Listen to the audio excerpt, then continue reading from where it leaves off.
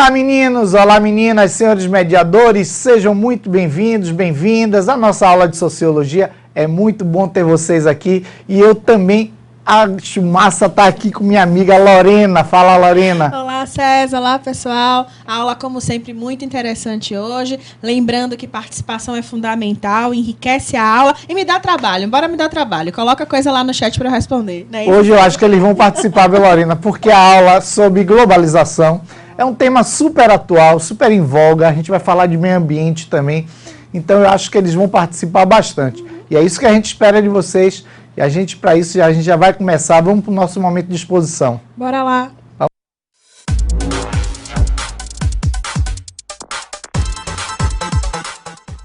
E a gente vai começar já fazendo a apresentação da nossa equipe de Sociologia. Vamos lá? A equipe de Sociologia, ela tem a articulação do professor Márcio Dória e é composta pelos professores Adilma Rodrigues, César Mustafa, Lorena Vaz, Maurício Castro e Aema Lopes. Foi demais, foi demais. Nós estamos na terceira série do ensino médio, a disciplina é Sociologia. Aqui no vídeo, o professor César Mustafa, na assistência, a professora Lorena Vaz. A aula de hoje, aula de número 3, a globalização e as suas consequências socioambientais. Deixa eu dar bom dia aí ao pessoal de Cícero Dantas, Parateca, Barrinha, Santa Luzia. Muito bem, muito bom ter vocês aqui. Olha como esse tema é atual, gente. Olha como esse tema está nos noticiários, né? Quando a gente fala em globalização, em consequências socioambientais, mais do que nunca a gente vê toda essa discussão em torno da Amazônia, todos os países se mobilizando, todos os presidentes, todos os chefes de Estado falando sobre a Amazônia, sobre a preservação do meio ambiente, inclusive colocando dinheiro, né, não só na Amazônia, mas em outros projetos no mundo inteiro. Eu vi um projeto lindo agora, lá na África, o pessoal reflorestando o Saara, coisa mais linda, né? E aí reflorestando o Saara, um projeto perfeito. Vocês podem dar uma pesquisada na internet, vocês vão achar isso.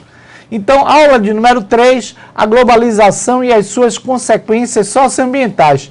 Vocês que já copiaram, ok? Quem não copiou, a professora Lorena vai colocar aí no chat para vocês. Os objetivos da nossa aula é conhecer formas de intervenção humana no ambiente e compreender os impactos da globalização nas relações de trabalho, na sociedade e no meio ambiente. Eu começo a nossa aula com música do jeito que a gente gosta de começar.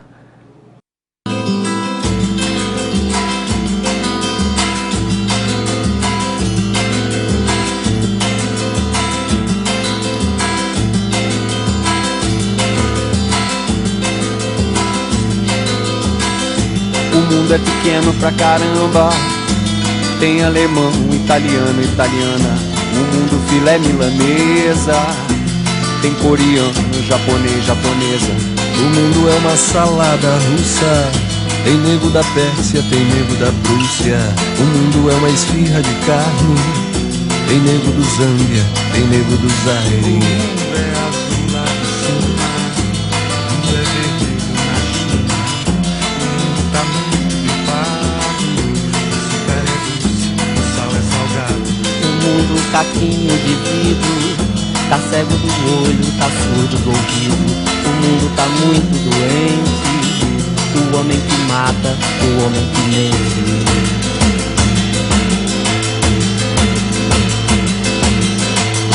Por que você me trata mal, se eu te trato bem? Por que você me faz o mal, se eu só te faço bem?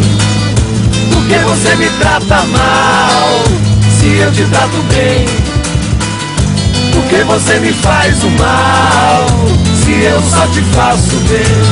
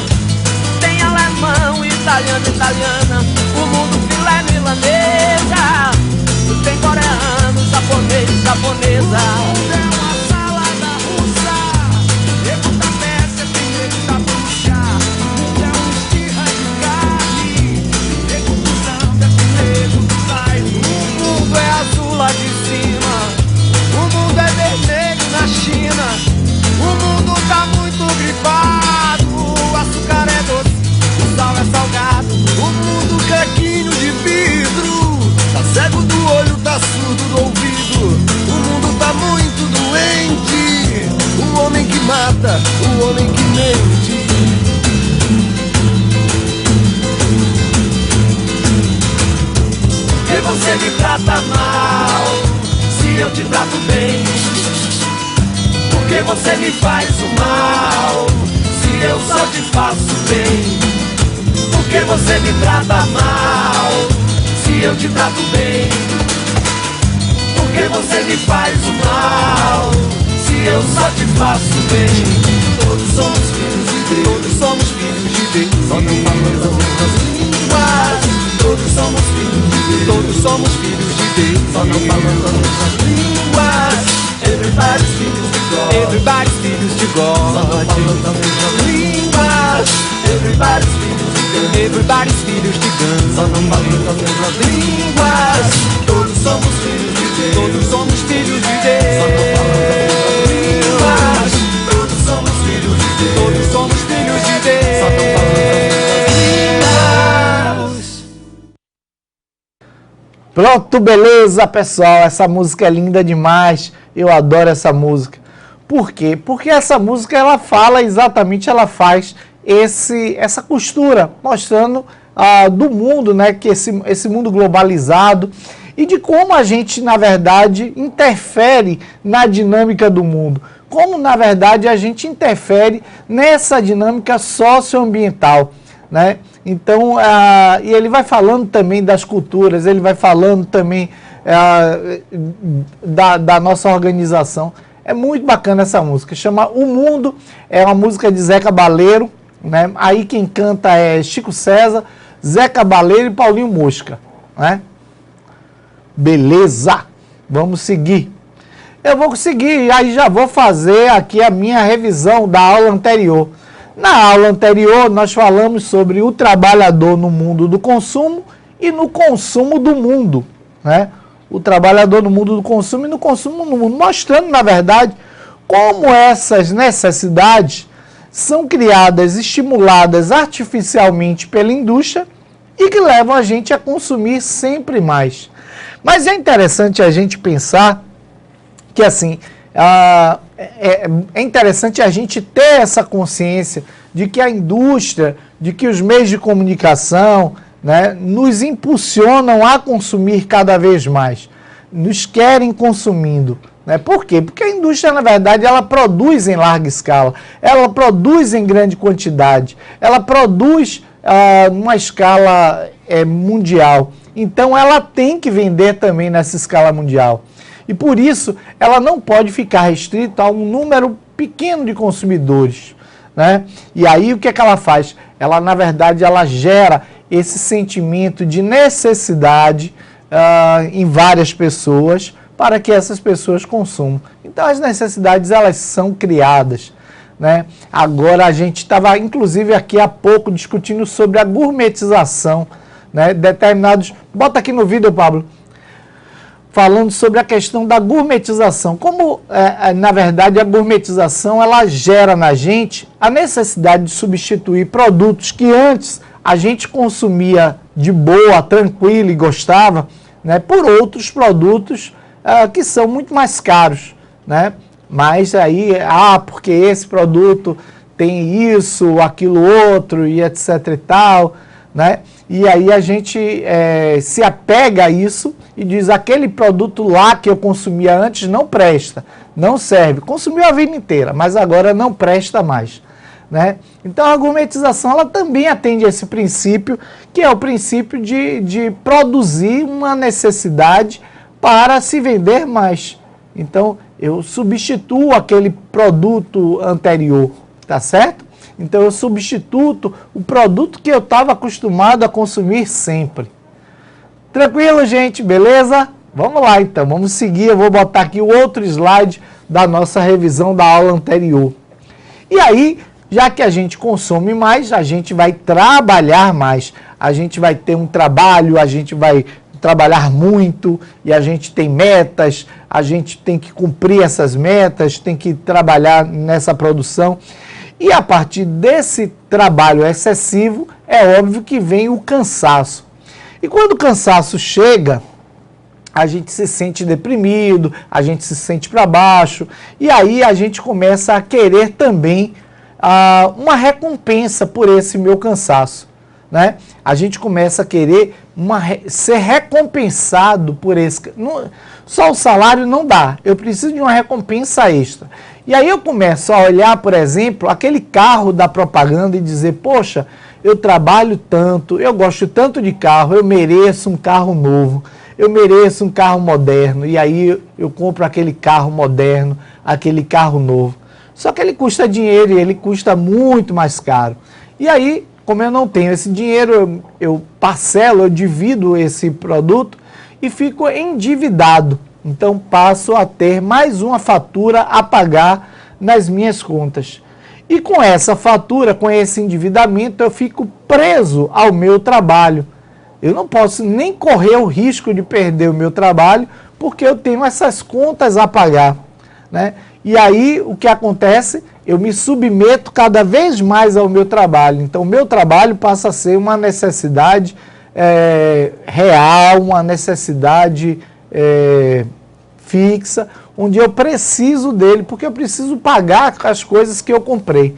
A viagem que eu fiz, o apartamento novo que eu comprei, a decoração nova que eu mandei fazer na minha casa. Então, tudo isso, na verdade, que entra como recompensa, passa a me atrelar e a me prender em relação ao trabalho, né? E aí o que acontece? Eu trabalho muito mais e eu fico mais cansado e eu acabo consumindo também muito mais. E isso é um ciclo sem fim. Então o trabalhador ele se vê preso ao consumo e se vê preso ao trabalho, né? Então é pra gente de fato pensar. Me bota no vídeo aqui, Pablo. É pra gente de fato pensar, é da gente refletir essa situação. Então perceba que nessa jogada aí, eles conseguem matar 2 coelhos numa caixa d'água só, né? Não é caixa d'água, viu, Lorena? É cajadada. Mas eu falo caixa d'água que eu acho mais bonitinho botar os coelhinhos ali. Maldade, né, gente? Pois é. Então, a indústria ela consegue matar 2 coelhos numa cajadada só, que é o seguinte. Bom, a primeira coisa é que ele te impulsiona ao consumo. Você compra, a indústria vende, a indústria pode produzir mais para você comprar mais. O segundo ponto é que se ela consegue fazer com que você compre e se endivide, você acaba ficando preso ao seu trabalho. Então você para de reclamar, você para de fazer corpo mole, você entende que a disputa pela vaga ela é muito grande e que você precisa daquela vaga. Então você se submete, né? Você não reclama e você trabalha mais. Então percebe que aí 2 pontos. Ela te vende e ela te prende. Tranquilo?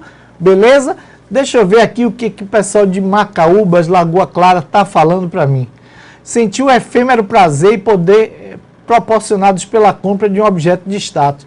Ou é isso aí, Lagoa Clara. Esse é um efêmero prazer. É tão efêmero que algumas pessoas desenvolvem doenças, essa doença dessa compulsividade pela compra. A minha esposa, ela tinha uma tia que ela tinha essa doença, né?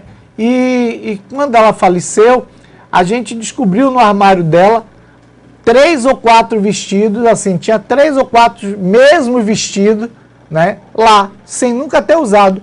Porque ela passava pela vitrine, ela olhava, que vestido lindo, ia lá e comprava. Aí quando ela passava no shopping de novo, olhava o mesmo vestido, ela ia lá e comprava. Ela nem se lembrava, na verdade, de que ela havia comprado. E o prazer da compra era tão maior do que o prazer de usar. Então perceba que loucura é essa que a gente vive, né? Que estado é esse que a gente vive? Na verdade, não era o prazer de usar um vestido novo, era o prazer de comprar aquele vestido novo, né? Então, para a gente já ter essa dimensão. Beleza, gente? Pega o caderninho aí que eu vou botar um slide para a gente copiar. Mas é só um slide mesmo, tá? E aí, eu peço a vocês que agilizem, né? E que façam essa cópia. É um conceitozinho rapidinho para a gente ter aí no caderno sobre globalização. E à medida que vocês forem terminando, ou de copiar, ou de tirar foto, ou de dar print, coloca um ok aí para mim, que é para eu saber que vocês concluíram. Então o slide fala assim: a globalização é essencialmente a organização da vida social, das articulações e da consciência em uma escala global. Então perceba que quando eu falo em globalização, eu estou falando em organização da vida social. Eu estou falando das articulações e da consciência, né? É interessante porque quando a gente trabalha com esse conceito, eu não estou trabalhando com o conceito de compra e venda. Eu não estou trabalhando com o conceito de o conhecimento de um outro local. Mas eu estou trabalhando com a organização de vida social. Quando eu organizo a minha vida social em função do que é me apresentado no mundo, né? Quando eu organizo a minha consciência, o meu pensamento, a partir do que é pensado no mundo. É interessante que a gente vive num mundo tão vasto, né? Um mundo enorme, um mundo tão diverso, e, no entanto, a gente começa a criar uma convergência de pensamento, começa a pensar muito semelhante. E a gente começa a entender, que quando alguém pensa diferente, pode, na verdade, não deve, na verdade, ter o seu valor. Não é isso? Então, perceba aí, para até ok, tranquilo, era isso mesmo, então, tá, era o combinado. Então, perceba que pensar, na verdade, sobre a globalização é pensar da forma como a gente organiza nosso pensamento. Não, deixa aí, não tira não. Eu esqueci que o pessoal ainda está copiando. A professora Lorena já colocou no chat. É interessante que, assim, para consumir um produto que é produzido em larga escala, eu preciso criar uma consciência global de necessidade que aquele produto é importante para a vida das pessoas. E como é que eu vou criar isso num mundo tão diverso como o nosso?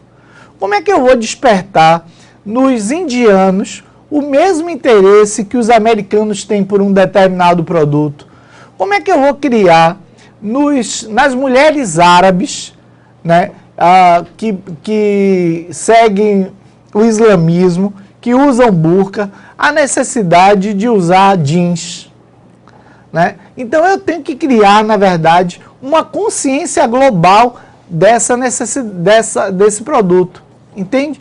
Então é por isso que a globalização, ela mexe principalmente com a nossa consciência, ela mexe principalmente com a forma como a gente organiza a nossa sociedade. Tranquilo, gente? Eu posso passar? Tem alguém ainda que não copiou? Dá um print aí para garantir. Pronto, beleza. Aí o pessoal lá de Carinhã está me dizendo que o presidente abriu hoje a conferência da ONU em Nova York. Ele abre porque, tradicionalmente, o Brasil é quem faz essa abertura, né? Então, já desde sempre... como é o nome dele? Não sei o que, Aranha. Ele foi uma das primeiras pessoas a fazerem essa abertura. E aí, a partir daí, a ONU ganhou Oswaldo Aranha, se eu não me engano. Oswaldo Aranha, se eu não me engano, é isso. A Laura ainda está pesquisando aqui, vai dizer. E aí, tradicionalmente, o presidente do Brasil abre todas as conferências da ONU. E aí você já entende, na verdade, quando você fala isso, você já entende que ali está voltada a atenção do mundo, porque eles querem a atenção, o que está acontecendo no mundo, né? O que está acontecendo no Brasil, quais são as providências que os franceses, que os alemães, né, que os ingleses estão tomando para reduzir a emissão de gás carbono, ou de reduzir a questão das guerras. Então essa passa a ser uma preocupação global, porque na verdade o mundo é um grande quarto, a gente está no mesmo quarto, né? Pode estar ali num canto diferente e tal, mas é o mesmo quarto. Então as consequências socioambientais, ela vai ser para todo mundo. Não tem isso, né? Estados Unidos experimenta também a questão da imigração em massa, aqui o Brasil também, então todo mundo está experimentando. Não tem isso de afetar um país e permanecer por lá só. Entende? Por isso a preocupação deles contra isso. Vamos lá então. E aí eu vou botar um vídeo aqui para vocês, né? O que é globalização? Quer que eu desenhe?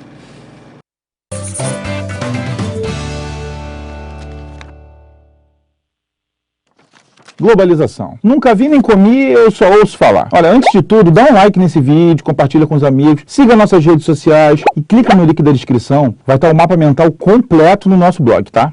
Com a globalização, tudo acontece numa escala global. Ela não é o Ronaldo, mas é um fenômeno. A nossa amiga quase globeleza não é uma coisa isolada ou forever alone. Ela é um amplificador de informação, que no meio do processo mexe com uma porrada de coisa. Isso inclui você aí com o smartphone na mão, o mundo parece um pouquinho menor e a comunicação rola mais solta. E quando eu falo globalização, não estou pensando só em economia. Estou dizendo que ela afeta diversas camadas das nossas vidas. Globalização tem a ver com dinheiro, mas também com arte, cultura, esporte, meio ambiente, política. Pensa assim. O mundo pós-Guerra Fria virou um pavê, parecido com aquele que sua tia leva no Natal. Os países são as camadas de biscoito, e a globalização é um creminho que une todos os elementos. E quem torna esse pavê uma realidade? Infelizmente não é a Palmeirinha, quer dizer, é a Palmeirinha também. Os agentes principais desse processo são as empresas transnacionais, aquelas que englobam o mundo todinho. A população, os estados, os blocos econômicos e até organizações como a ONU desempenham seu papel, mas sem dúvida as empresas transnacionais são as principais agentes. Podemos até falar em Estados Unidos e achar que eles mandam e desmandam na globalização, mas na real devemos pensar em empresas americanas. Seu celular é americano ou coreano? De onde são as marcas que você mais consome? E mais por aí. Isso tudo foi só possível com a bombada do neoliberalismo.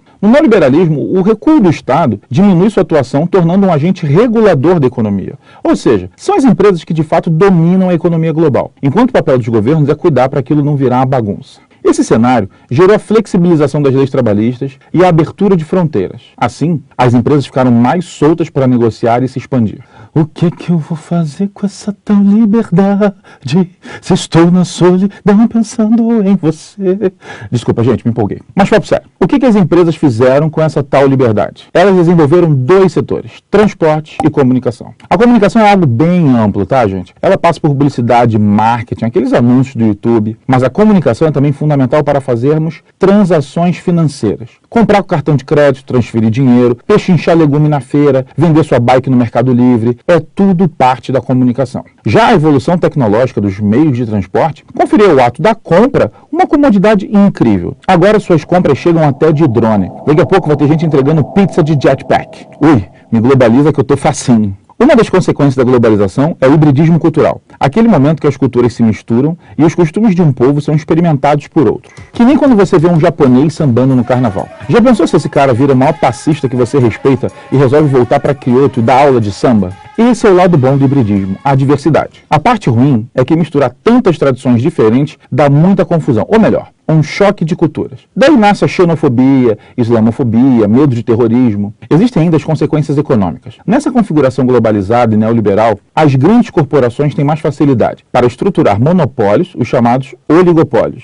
Gigantes comerciais dominam mercados e acabam sufocando empresas menores. É inegável que a globalização mudou a economia. Mas esse processo é um tanto contraditório. Ao mesmo tempo que aproxima, ele afasta. O muro de Berlim caiu, mas subiram os muros da exclusão digital. Quem não tem acesso à tecnologia acaba excluído. Parece até que está de castigo num cantinho. Não dá para ler notícia, compartilhar gif de gatinho, ver os vídeos do Descomplica. Poxa, hein? Mesmo na década de 90, quando a globalização estava no auge, as desigualdades sociais continuavam existindo. Então já deu para sacar que ela não é o modelo mais justo. Não se iluda, inocente. A tecnologia serve a qualquer um com grana, inclusive nas redes ilegais. O tráfico também usa drone. A Al-Qaeda também tem acesso ao Google, meu irmão. Ou seja, indiretamente a globalização fortalece o crime organizado. Nunca tinha pensado nisso, né? Loucura. A globalização é essa viagem louca. Ou vai me dizer que você nunca pensou como é um louco um produto viajar milhares de quilômetros só para chegar na porta da tua casa? Tente fazer esse exercício. Pense em como a globalização afeta seu dia a dia. Preste atenção onde foram fabricadas as coisas que você mais usa e tente imaginar o caminho que elas percorreram para chegar até você.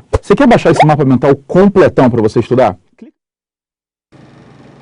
Beleza, gente. Então, aí a gente já vê outros aspectos da globalização. É interessante porque a globalização, e aí eu já falei isso para vocês, ela surge, e ela surge, na verdade, um processo histórico e tal, mas ela se aprofunda mesmo a partir da Revolução Industrial, onde a ideia era que as indústrias pudessem vender seus produtos em qualquer parte do mundo.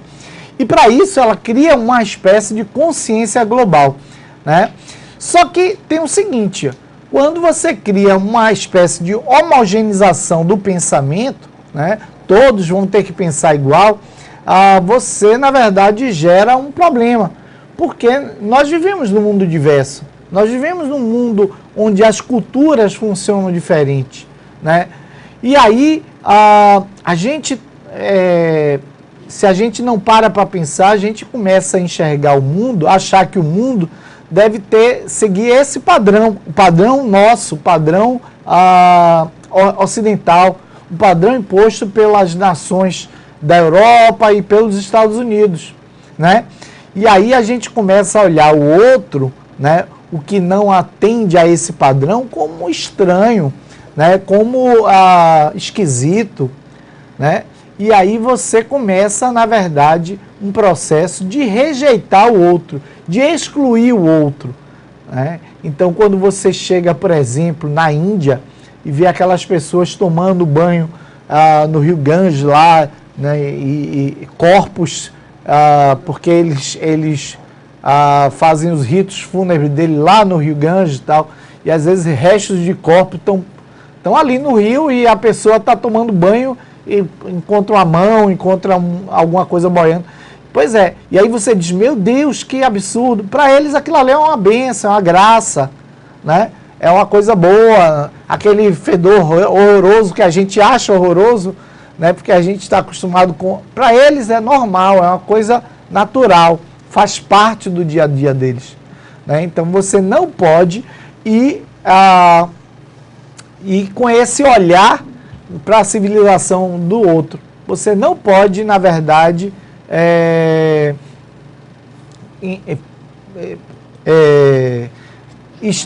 julgar o outro a partir dos seus próprios conhecimentos. Então você tem, por exemplo, aquela questão ali das mulheres, nas muçulmanas, com a burca. A burca é aquela veste onde ela se cobre por inteiro, né? Então fica só uma telinha nos olhos. E aí você diz assim, ai que estranho, a mulher se submete a isso, né?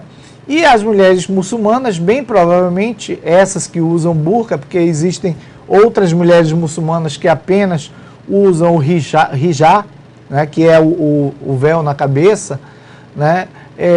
Olham para as mulheres ocidentais e dizem assim, meu Deus, como essas mulheres se expõem a andar nuas, de braço de fora, né, Lorena? Né? Fazer depilação, coisas desse tipo. Então, deve ser muito ruim. Jurema, isso na verdade, assim, Jurema está falando ali, valeu, não deve ser muito bom tomar banho nesse lugar. Não deve ser bom para a gente, né? Na Índia tem características que são fantásticas, assim, para eles, as cidades indianas são cidades imensas, porque a população indiana é uma população das maiores do mundo. E aí você tem aquelas superpopulações e você tem aquelas cidades super desenvolvidas e de repente no meio da cidade está circulando uma vaca e o trânsito para a vaca passar. Porque a vaca é um animal sagrado na Índia, ela tem direito a circular aonde ela quiser. Ela tem direito, inclusive ela não só tem direito, mas é uma graça, é uma bênção uma vaca circular perto da sua casa, né? Então isso para a gente que nunca seria, na verdade, possível, para eles é uma coisa muito boa. Então é a forma de encarar a vida, é a forma de ver as coisas, é a forma de perceber as coisas, né? Para os chineses, o idoso é um ser sagrado, a idade, na verdade, confere sabedoria, a idade confere respeito, né? E aí o que acontece? Se a gente pegar um idoso, ele sai à rua, ele faz tudo porque ele vai ter toda a assistência de qualquer pessoa. E se a gente pega, por exemplo, um idoso aqui no Brasil e a gente vê como esse idoso vai para casa, tal, e aí tinha até uma reclamação, viu, Lorena? A minha mãe, que já era idosa, e aí quando a gente saía para algum lugar, que ia fazer alguma coisa, resolver alguma coisa, as vendedoras ou a pessoa de uma repartição, ela, na verdade, ela via que eu estava acompanhando a minha mãe e, ao se referir de um determinado problema, alguma coisa assim, ela se referia a mim. Ela falava, olha, tem que pegar, fazer essa documentação, levar no cartório, levar não sei o quê. E aí minha mãe dizia assim, por que você está falando com ele se sou eu que vou fazer? Né? Então, é como a gente, na verdade, a gente percebe o idoso aqui... Percebe o idoso muitas vezes como incapaz. Como incapaz, exatamente, Lorena. Fala aí que eu gosto de você falando. É porque ele estava sinalizando, pega o microfone. Que eu fico falando às vezes sem pegar o microfone, gente. Mas então, só complementando aí, né, o que o professor estava falando com relação a essas diferenças culturais que algumas pessoas estão colocando, né, a galera de Campo Jurema. Diferenças culturais, diferenças de costumes. Bom, pensar que essas diferenças culturais, elas não necessariamente significam que você vai concordar com o outro, né? O respeito não significa que você vai concordar, mas aceitar que eu tenho um outro processo de socialização, eu tenho outros costumes e a forma como, né, se aprende costumes, hábitos em outros lugares é diferente, né, da forma como a gente aprende aqui. Então, por exemplo, a gente tem o costume de fazer um churrasco, né? Pense o que seria um churrasco para um indiano que entende a vaca como um animal sagrado. De abobrinha. Né? De melancia. Abobrinha, de melancia e belagio. Um churrasco de abobrinha. Mas é isso. A abobrinha ali na grelha fica ótima, viu? Abobrinha e tal. Então, ok. Então, perceba, isso são as diferenças culturais. E assim, é como a Lorena está falando, você não precisa aceitar. Ninguém vai precisar entrar no Rio Ganges e tomar banho lá com restos mortais de outras pessoas, gostando, porque eu tenho que aceitar. A não ser que você queira fazer uma viagem de imersão. Só complementar essa história do Rio Ganges. Por que o Rio Ganges? É porque ele é a confluência de 3 rios. E aí, para eles, na crença deles, é que se você entra nessas águas que 3 rios levam nessas águas, você limpa, você se purifica. Sim. E aí você é uma espécie de purificação e de limpeza. Por isso que muitos, inclusive, entram sujos de cinzas, porque seria uma limpeza espiritual. Isso. Quase um batismo. Né? Não, e aí você não precisa entrar lá. Você como turista, você como ocidental, você não precisa necessariamente. Nem precisa gostar, mas você vai olhar com respeito. Você não vai olhar com aquela cara de nojo ou fazendo de choque. Compreender porque é feito, não necessariamente precisa ser. Porque, na verdade, também, Lorena, o que eu acho assim, é um costume que eu tenho, quando eu viajo, eu estudo. Então, antes de viajar, eu estudo o lugar que eu vou, eu estudo cultura, eu estudo hábitos, eu estudo os lugares que eu vou visitar. Então, quando eu chego nos lugares, eu sei o que eu estou vendo, né? As pessoas não têm o costume de viajar, na verdade, incorporaram por um apelo capitalista a questão das viagens. Hoje todo mundo viaja, ou boa parte das pessoas viajam, mas viajam e não conhecem nada, né? Porque não dá para você conhecer a história, a cultura, somente olhando lá. Né? Você tem que fazer um estudo prévio e quando chegar lá, você aí confirma e amplia aquilo que você estudou. Beleza? Voltar aqui para o slide. O tema central por trás da globalização é a consolidação de inúmeras sociedades, a fim de formar uma cultura mundial. Então, perceba que é isso que a gente estava falando. Você cria uma cultura mundial, um comportamento único no mundo, e assim as indústrias podem vender o seu produto em qualquer parte do mundo. Né? Se todo mundo tiver o hábito de usar o celular, a Samsung, as outras marcas, iPhone, etc. e tal, podem vender as suas marcas em qualquer lugar do mundo. Beleza? Agora imagine um lugar que não tenha essa cultura de uso celular. Você sabia, Lorena, que 1/3 da população mundial nunca falou ao telefone? 1/3 da população mundial nunca falou ao telefone. Isso é uma coisa incrível, mas é verdade. Pegando o gancho aí, a gente está falando de globalização e a gente muitas vezes tem a falsa ideia de que o mundo é inteiramente e completamente globalizado. Exatamente. E aí você falou do celular, eu me lembrei da internet. Né? A gente tem a falsa impressão de que todo mundo tem acesso à internet, mas em muitos lugares você não tem o cabeamento para a internet. Você então, nunca teve acesso à internet. Não, e se vacilar, aqui, várias regiões, na verdade, várias comunidades só tem acesso receberam internet a partir da instalação de escola lá. Isso. Da questão da MTech. Eu lembro quando eu trabalhava numa outra faculdade à distância, e aí a gente tinha essa notícia de que assim, a internet tinha chegado a primeira vez lá através dessa universidade, dessa faculdade. Né? Então, é uma coisa que está aqui pertinho da gente. Né? E aí vamos voltar aqui para o slide. A ideia de globalização ou de aldeia global faz alusão ao fato de que o mundo tornou-se menor, mais acessível e marcado por trocas de bens materiais e imateriais. Então a gente fica aqui nessa ilusão que Lorena falou, de que a gente está, na verdade, numa aldeia, né, numa aldeia global, que tudo é perto, que tudo está ali disponível. Que todo mundo tem acesso a tudo, quando na verdade muitas vezes a informação ela não chega para todos, né? Os meios de comunicação eles são limitados em algumas localidades, como a gente já comentou aqui a questão da internet, né?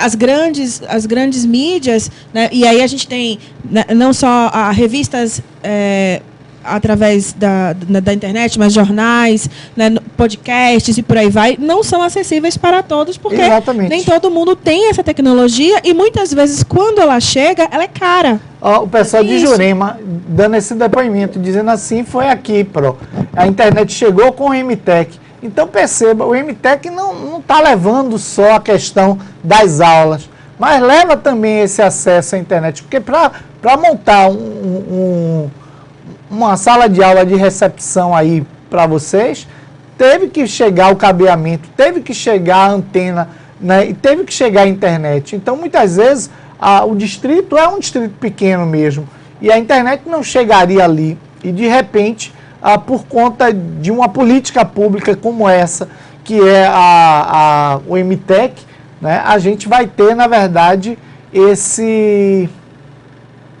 essa questão, esse alcance, né? Essa chegada aí.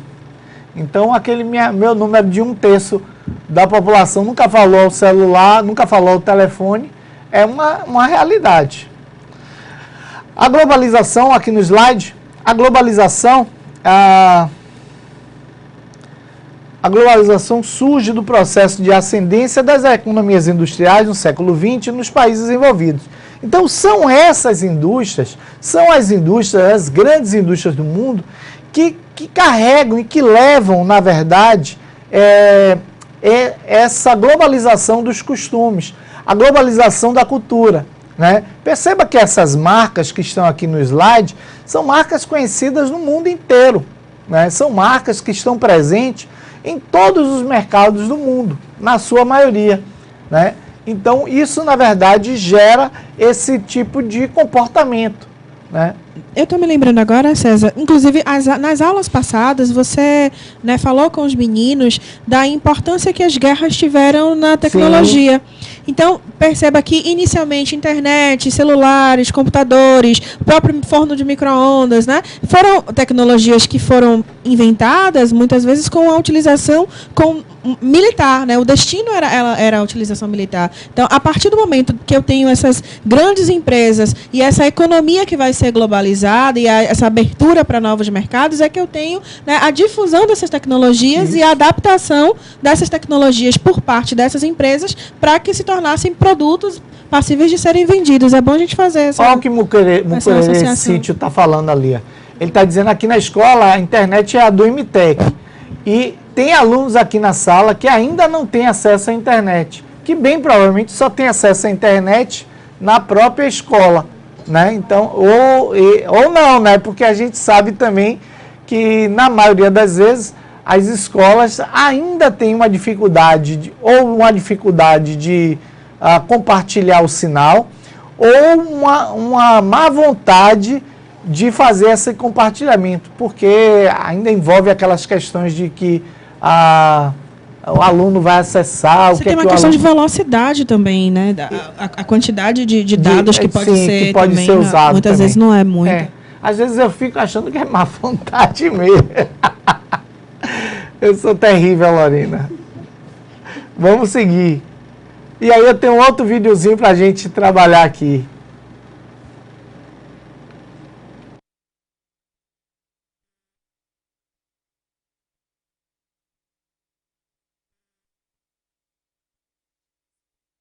Apresentar as várias facetas da globalização e o processo de integração regional. Você sabe o que é a globalização? A globalização trata-se de um processo de integração econômica, cultural, social e política. Esse fenômeno é gerado pela necessidade do capitalismo de conquistar novos mercados. As várias facetas da globalização são traduzidas por conceitos como compressão espaço-temporal, interdependência econômica, impressão de encurtamento das distâncias e surgimento de uma cultura global. Analisemos cada uma. Compressão espaço-temporal. A ideia de globalização passa a sensação de que as pessoas mudaram a forma como vivenciam o cotidiano e as relações mais amplas. Segundo David Harvey, a aceleração dos processos globais se faz presente de tal forma que se sente que o mundo é menor e as distâncias mais curtas, ou seja, a sensação de encolhimento do mundo. Por exemplo, eventos que ocorrem em determinado lugar têm impacto imediato sobre pessoas e lugares situados a uma grande distância. Interdependência econômica. O avanço tecnológico foi responsável pela reorganização da produção. A internet levou a um novo patamar o entrelaçamento econômico, político e cultural. Um exemplo da interdependência seriam os blocos econômicos, onde os países estabelecem relações comerciais entre si e atuam de forma conjunta no mercado internacional. Pode-se dizer que o processo de globalização estreitou as relações entre os países e as empresas. Impressão de encurtamento das distâncias. A globalização está cada vez mais encurtando as distâncias existentes entre as pessoas. Os meios de comunicação permitem que as pessoas se comuniquem mesmo estando em cidades, estados ou até mesmo países diferentes. Hoje em dia, é possível assistir um evento no Brasil em tempo real que se passa no Japão, por exemplo. Surgimento de uma cultura global. A internet é bastante utilizada como veículo de transmissão de notícias e ideias. A diversidade de informações disponíveis passou a influenciar os mais diversos grupos sociais. O avanço tecnológico também possibilitou a evolução dos meios de transporte, fazendo com que as pessoas se transportem de um lugar para outro com mais rapidez. Isso facilita as misturas de culturas, até que se tenha uma única, a cultura global. A integração regional é uma das várias consequências da globalização. Esse processo de integração está ligado ao desenvolvimento do capitalismo. Basicamente, é um processo que integra sistemas internacionais de produção. O que isso significa? Resumindo, trata-se de um processo político entre dois ou mais países para reduzir, total ou parcialmente, as barreiras comerciais entre eles, ou seja, a formação de blocos econômicos. Tal processo é distinguido em 4 etapas. A primeira é chamada Área de Livre Comércio, onde os países membros eliminam barreiras ao comércio recíproco. A segunda etapa é chamada de União Aduaneira, onde os Estados-membros seguem uma política comercial mediante a adoção de uma tarifa externa comum. A terceira etapa é chamada de Mercado Comum, onde há livre circulação de fatores de produção entre os países da região, sem restrições legais. A quarta e última etapa é chamada de União Econômica ou Monetária, onde há a unificação das políticas monetárias e fiscais. A constituição de um bloco econômico é a principal política de integração regional para criar e ampliar uma maior competitividade dos países membros ao resto do mundo. Em resumo, blocos econômicos têm como uma das ideias principais uma maior integração entre países e trazer a facilitação do comércio. Alguns dos principais blocos são a União Europeia, o Mercosul e o NAFTA. Com isso, nós aprendemos um pouco sobre globalização e o processo de integração regional. Espero que todos tenham entendido e obrigado. Pronto, galera. Beleza aí. Então, aí a gente vai entendendo um pouquinho, como é que se forma, na verdade, também esses blocos econômicos. Porque é interessante isso, né? Ao mesmo tempo que se globaliza, se fecha também em blocos econômicos. Mas esses blocos econômicos, eles servem, na verdade, também para fortalecer o comércio de determinados locais, também de favorecer o intercâmbio de mercadoria entre essas nações, né? E aproveitar, na verdade, para escoar mais produtos, né? Então, o Brasil está ativo no BRICS, sim, né? E o BRICS, que é Brasil, Rússia, Índia, e o CS é o quê, Lorena? Esqueci também. Mas o Brasil, o pessoal de Lagoa Clara que estava perguntando, é China, sim, China e África do Sul. Olha aí, África! Eu adoro vocês, que aí, quando a gente esquece alguma coisa, vocês trazem, exatamente, beleza. É isso mesmo. Então, tá aí, tá presente. Como isso funciona, né? O BRICS já esteve mais forte, mas a gente muda de governo e muda também as prioridades de cada governo, né? Então, talvez hoje, apesar da gente ainda fazer parte do BRICS, ele não seja, na verdade, uma prioridade do governo atual, né? Porque cada governo vai ter as suas prioridades. Não existe, a gente já viu, isso aí já é fato consumado, a gente já viu que não existe essa história de sem ideologia, né? Todos os governos, todas as pessoas têm ideologias, têm as suas preferências. Então não existe essa coisa da isenção ideológica, não tem, beleza? Então por isso a gente tem que pensar, na verdade, que essas ideologias, elas são colocadas, elas aparecem também em cada governo. Cada governo vai priorizar aquelas alianças que são alianças ideológicas também. Beleza? Eu vou passar aqui para o slide para a gente continuar discutindo. E aí a gente vai ter, isso aqui na verdade já é uma síntese do que a gente já falou. A gente tem os países industrializados, né? Esses países industrializados, eles produzem em larga escala, eles têm uma quantidade de produção, por isso eles têm uma necessidade constante de ampliação do seu mercado consumidor. Eles precisam ampliar esse mercado consumidor o tempo todo. E chega uma hora que o mercado nacional não comporta mais o consumo daquele produto. E aí o que é que ele precisa? Ele, para continuar produzindo em larga escala, ele precisa se internacionalizar. E aí está vendo os blocos econômicos acontecendo aí? Então ele se internacionaliza exatamente para poder vender o seu produto fora dali, né? Mas ao se internacionalizar, ele difunde hábitos de consumo. Né? Então, é interessante porque vocês aí no interior, às vezes até da zona rural, têm acesso ao leite. Volta aqui para o vídeo, Pablo. Tem acesso ao leite da vaca, o leite original, o leite fresquinho, né? O leite que está ali. E muita gente vai no mercado e compra o leite em caixa. O leite que é ali industrializado. É interessante isso, né? Vocês podem até me corrigir, mas esse fato acontece. Então, às vezes, o produto está ali, está fácil, é o vizinho que vende, né? É o amigo que vende, está ali na feira, pode ser consumido e, no entanto, as pessoas vão ao mercado e compram o industrializado, né? Então, por aí, é para a gente pensar. Aí, ó, Lorena colocou, nosso maior parceiro econômico é os Estados Unidos ou China. E aí, o Brasil exporta mais para a China do que para os Estados Unidos. É interessante quando fala em parceiro econômico, porque, na verdade, quando Lorena bota assim, exporta mais para a China do que para os Estados Unidos, também a gente tem que ter o vice-versa. Aonde a gente compra mais também. Aonde, então, na verdade, a gente, essa coisa do mercado internacional, ela é complicada.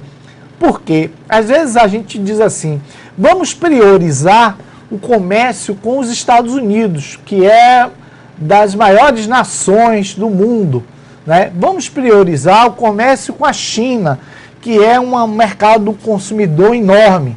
Acontece o seguinte, né? Quando a gente coloca todos os ovos em uma cesta como essa, a gente corre o risco de uma hora para outra ficar sem nada, porque tanto a China e os Estados Unidos, todo mundo está de olho. E às vezes surgem alguns acordos bilaterais com outros países, onde ele vai dizer assim, olha, eu vou comprar toda a soja que produz o México, por exemplo. Não sei nem se o México produz soja, tá? Eu vou comprar toda a soja que o México produz. E aí não vou comprar mais a soja brasileira. Se a gente não tiver outros mercados para colocar a nossa soja, o que é que vai acontecer? Vai acontecer de que a soja vai ficar parada aqui. Ou, por exemplo, a Europa, que gosta de fazer bloqueios, como é que chama, meu Deus?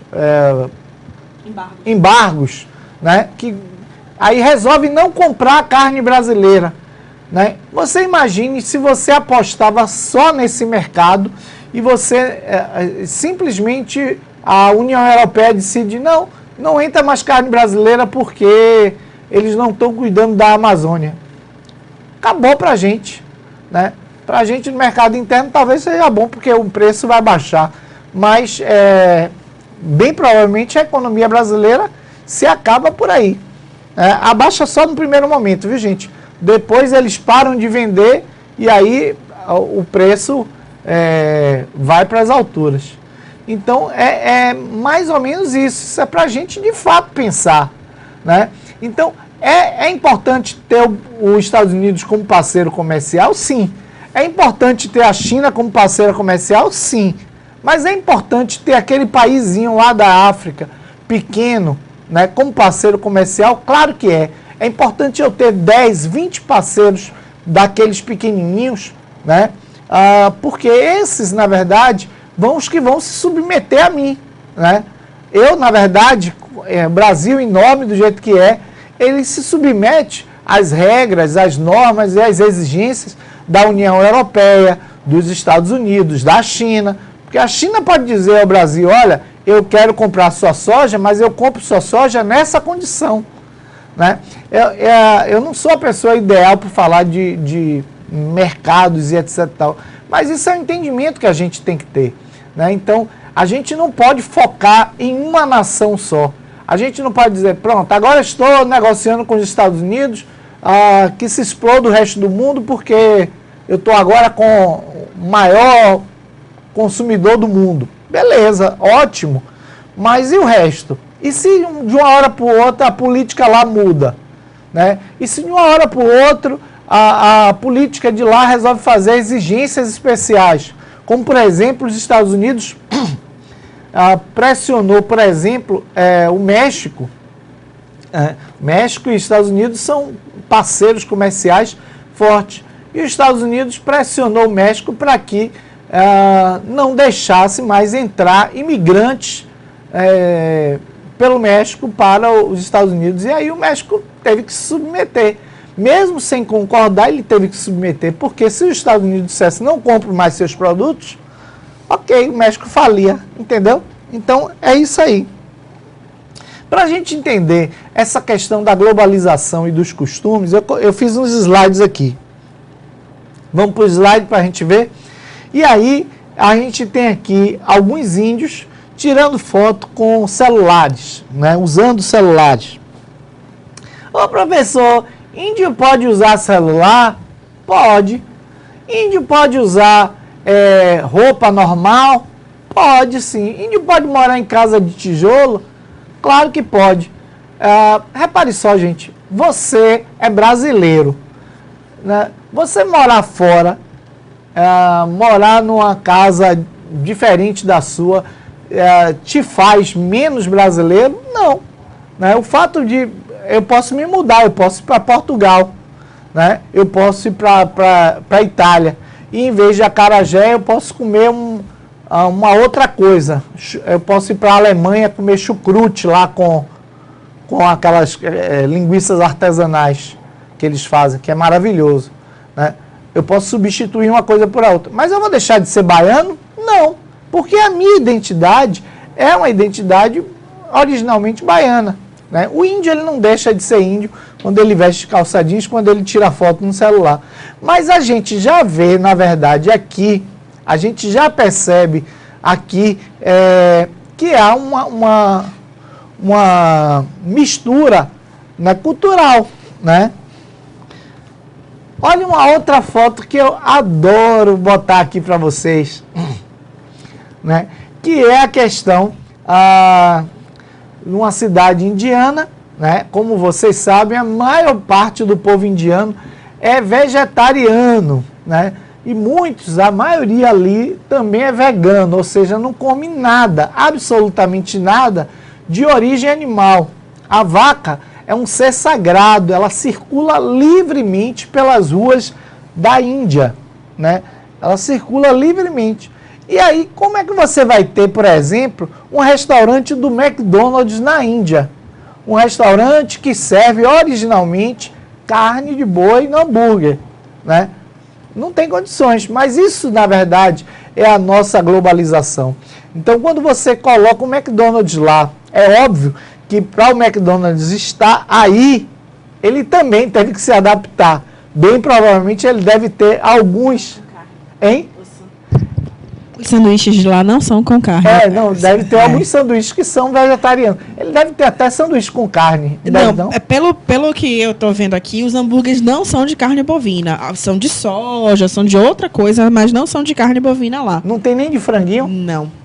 Aqui, ó, hambúrguer feito de massa de batata, ervilha e pimenta. Tem um outro que é empanado com folha de louro, pimenta e um mix típico de especiarias moídas, servidas com pão caramelizado. É porque eu consegui aqui o cardápio. Ó, que delícia! Aí tem um hambúrguer de ovo servido com maionese, cebola e massala. O outro, Big Mac indiano. São 2 hambúrgueres de frango. Alface, queijo, molho, defumado, cebola, no pão com gergelim. Então tem de frango. Tem alguma carne. Carne bovina não. Esse deve peixe. Esse deve sair menos, né, Tem de peixe, Tem de peixe também. Tem de peixe. O de peixe, inclusive, o de peixe aqui no Brasil, eu adoro o McFish, né? Pode voltar aqui o vídeo pra gente. Eu adoro o McFish, mas o McFish demora tanto de sair, porque ele só sai na hora. Ele nunca fica pronto lá. Então, é um sanduíche que demora de 10 minutos, 12 minutos para ficar pronto. Então, eu geralmente, quando a gente vai no McDonald's, é porque a gente está com pressa para resolver ali a questão da comida e ir embora para trabalhar. Então, eu nunca espero o McFish ficar pronto. Aí eu sempre acabo comendo. Aí eu adoro, acho super gostoso, né? E aí, ter McDonald's lá na Índia, para mim é uma aventura, né? Mas perceba, mesmo com o McDonald's fazendo toda essa adaptação, né? Mesmo o McDonald's tendo que rever todo o seu cardápio original, o conceito está lá. É o conceito de fast food, o conceito de uma comida produzida em larga escala, é o conceito de uma comida que é rápida, né? Então tá lá, é isso aí, beleza? Então é somente para a gente pensar. Na contrapartida, eu vou colocar aqui o outro slide, a gente vai ter aqui na Bahia, né, na época da Copa, se discutiu muito isso, porque na época da Copa, que fizeram a reforma do estádio aqui de Salvador, né, a Fonte Nova, a gente tinha, no estádio antigo, a gente tinha as baianas de acarajé. E aí, quando o pessoal disse, não vai ter baiana de acarajé, porque o padrão da Copa é um padrão de hambúrguer. Aí o pessoal disse, como é isso? É dizer que as baianas vão servir hambúrguer, e aí ficou toda essa discussão, né? E aí tem essa montagem que o pessoal fez aí, que eu acho muito interessante. Mas é uma coisa que descaracteriza a baiana. Então perceba, olha, você tem uma baiana servindo hambúrguer, já é uma coisa que descaracteriza. Eu, recentemente, num programa da Globo News, chamado O Melhor do Brasil é o Brasileiro, Vocês podem ver, acho que está na internet, dá para ver. E aí tem um dos programas que eles apresentam aqui na Bahia, que é uma baiana que faz a pizzagé e a pizzará. A pizzagé é, na verdade, uma pizza de acarajé, né? Um acarajé em formato de pizza, e aí em cima tem o vatapá, tem... Na verdade, é um acarajé aberto. Só que aí você vai dizer, pô, César, e aí? É porque, na verdade, isso não é legal, isso não é bacana, porque desconfiguram a tradição, né? Então você pode fazer a pizza também no formato de... o abará no formato de pizza. Também não é legal, né? Então isso, na verdade, desconfigura uma tradição. Então isso mostra, na verdade, a nossa submissão a essa ideia de globalização, a essa ideia de que a globalização está presente em tudo, né? Que é essa ideia que a globalização está alternando tudo. Então, mesmo que a essência do acarajé esteja ali, né? A receita do acarajé esteja ali, não tenha sido alterado, o formato muda a essência da coisa. Porque o acarajé, na verdade, é uma comida de santo, é uma comida de orixá, é uma comida que veio com os africanos para cá, para o Brasil, com os escravizados para cá, para o Brasil, né? E chegou aqui e foi adaptado para esse povo, né? E aí, você desconfigurar isso para pizzagé ou abarajé, né? Ou abarajé, pizzará, né? Não é legal, não é bacana. Não, e quem estudou a fundo essa questão da globalização foi um professor daqui da Bahia, que se tornou um dos maiores geógrafos do mundo. É um cara super respeitado, eu vou botar o slide aqui, que é um professor chamado Milton Santos. Milton Santos, ele estudou a fundo essa globalização e ele fazia a proposta por uma outra globalização, né? Não é que Milton Santos condenasse a globalização, Milton Santos condenava a forma como a globalização era feita, porque a globalização ela trazia mudanças, mas não trazia benefícios para todos, né? Trazia mudanças para todos, mas o benefício mesmo da globalização ela não estava acessível a todos, como é ainda hoje. Então, olha o que ele falava, a globalização é, de certa forma, o ápice do processo de internacionalização do mundo capitalista. Então, é o mundo capitalista se internacionalizando. E aí, você pode pensar o seguinte, professor, não seria legal esse mundo internacionalizado, esse mundo uniforme, o mundo igual? Não, não é legal. É legal a gente descobrir lugares novos, é legal a gente descobrir hábitos novos, é legal cada um ser do seu jeito. Isso é legal, isso é bacana, né? E aí vamos ver aqui algumas vantagens da globalização aqui no slide. A gente tem avanços técnicos, científicos, o surgimento de tecnologia de informação e comunicação e o desenvolvimento da medicina. Isso é uma vantagem fantástica, apesar de que também isso não está acessível a todo mundo, né? A gente sabe que ainda muitos medicamentos nem chegaram nas áreas mais distantes, né? A comunicação, e aí vocês mesmos trouxeram para a gente, nem ainda é amplamente difundida. Você imagina que se no interior da Bahia não chegou, você imagine no interior da Índia, né, no interior da China, no interior de países africanos, né? Então perceba isso aí. Vamos lá. A outra vantagem da globalização é a aproximação entre grupos sociais nas diversas partes do planeta, onde, através dos meios de comunicação, a gente pode se comunicar com o mundo inteiro. Olha que bacana, que beleza. Apesar disso existir, a gente também sabe que isso não está acessível a todo mundo, né? Se não tem tecnologia acessível, também não tem essa acessibilidade para todos. Isso. Vantagem da globalização é a internacionalização da informação. De fato, a informação está lá, disponível para quem quiser, no mundo inteiro, a hora que você quiser. problema é que você tem que ter acesso à internet, né? Tem que ter acesso ao equipamento e à internet. E a desvantagem da globalização é a ideia de poder substituir por imposição da cultura ocidental aos demais países. Então, na verdade, a gente vai ter a troca de uma cultura por outra. A troca da cultura ocidental, uma cultura qualquer, por essa cultura ocidental, que aí a gente acha que é o padrão, né? E aí qualquer outra coisa a gente rejeita. Qualquer outro tipo de organização cultural a gente vai rejeitar, né? Então isso não é legal, isso não é bacana. Beleza, gente? Eu vou colocar aqui as nossas referências, né? E vou seguir.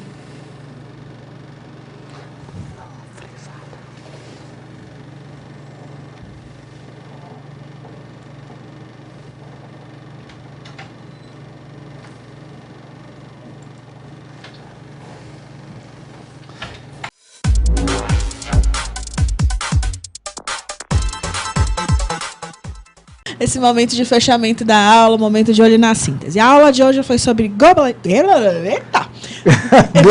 Vista, eu me emocionei. Bora lá. A aula de hoje foi sobre globalização. E a primeira coisa é pensar no conceito de globalização, né? Nós pensamos não só no conceito, falamos e discutimos durante a aula o conceito de globalização, que é essa perspectiva de avanços, né, nos meios de comunicação, né, no trânsito não só de mercadorias, como também de pessoas ao redor do mundo e nas suas consequências.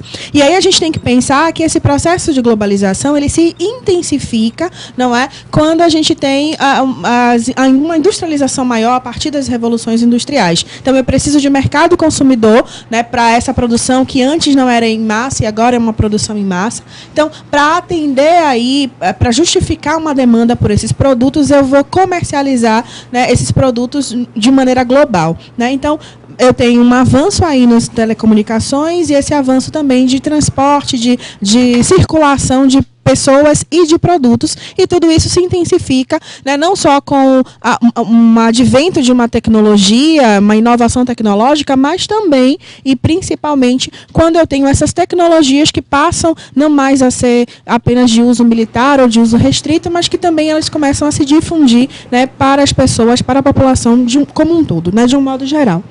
Pontos positivos e negativos da globalização. Nós falamos sobre vários, né, durante a aula, né, e vocês citaram vários. Inclusive, o nosso momento de produção foi esse, né? Vocês pensarem, né, e citarem como é que a globalização influenciou no seu dia a dia. E aí, os pontos positivos, todo mundo, né,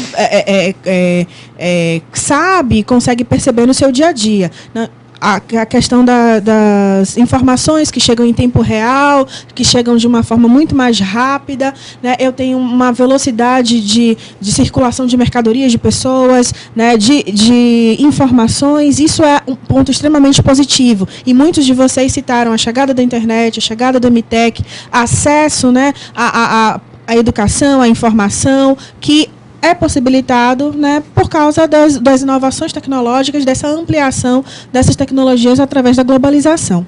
Mas, por um outro lado, a gente também não pode deixar de analisar e de criticar, né, pensar de forma crítica como é que esse processo de globalização ocorre, quais são os efeitos desse processo de globalização, e aí a gente tem principalmente a questão, né, da massificação, a imposição, muitas vezes, de uma cultura sobre outras, principalmente de uma americanização, vamos dizer assim, do mundo, né? E aí eu tenho grandes conglomerados industriais que vão me impor não só seus produtos, mas vão impor um certo modo, um certo estilo de vida com base no consumismo e tendo todas aquelas consequências que o consumismo traz para o mundo, para o planeta, né? Para o ambiente em que a gente vive. Então, a gente sempre tem que analisar e pensar de forma crítica como é que essa globalização, de fato, na prática acontece, né? Que nem tudo chega para todo mundo da mesma forma, da mesma maneira. Acho que é isso. Nosso tempo já... todo.